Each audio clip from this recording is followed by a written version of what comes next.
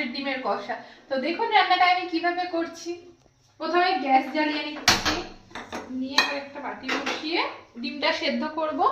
তার জন্য এখন জল দিয়ে দিচ্ছি। স্টপ কর।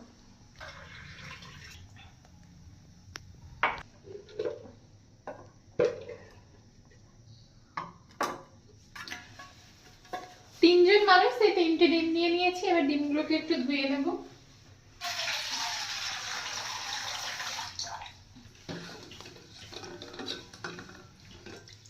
হাঁসের ডিমে তো গায়ে তো অনেক নোংরা লেগে থাকে না, তাই এগুলোকে একটু ভালো করে ধুয়ে নিই। বাই চান্স যদি সেদ্ধ করার সময় ফেটে টেটে যায় তো সেগুলো ধুয়ে নিয়েছি। আমি মশলাটা করে নেব। এখানে নিয়েছি পেঁয়াজ, আদা, রসুন, শুকনো লঙ্কা আর টমেটো। এটাকে এবার পেস্ট করে নেব। ডিম সেদ্ধ হচ্ছে আর এপাশে আমি তরকারির জন্য জলটা গরম করে নিলাম। জল গরম হয়ে গেছে, নামিয়ে নিই।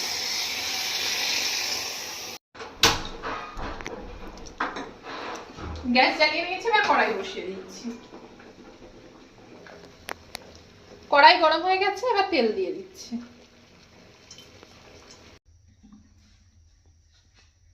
ডিম সেদ্ধ হয়ে গেছে, এবার ডিমগুলোকে ছাড়িয়ে নিচ্ছি।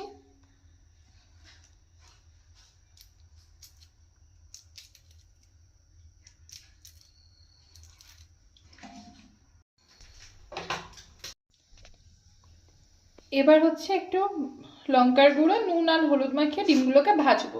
তাই লঙ্কার গুঁড়ো দিলাম, এরপরে হলুদ দিচ্ছি,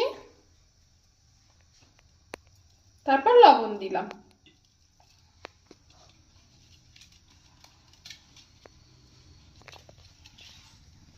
ডিমের গাগুলোকে একটু চিড়ে নেব।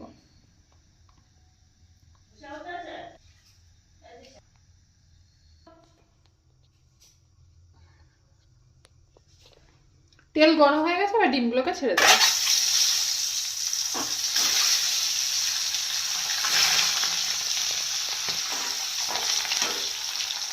ভাজা হয়ে গেছে, এবার তুলে নিচ্ছি।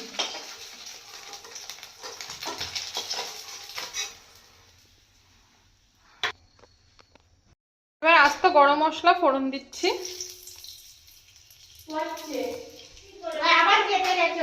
এবার এই মশলাটা দিয়ে দিচ্ছি।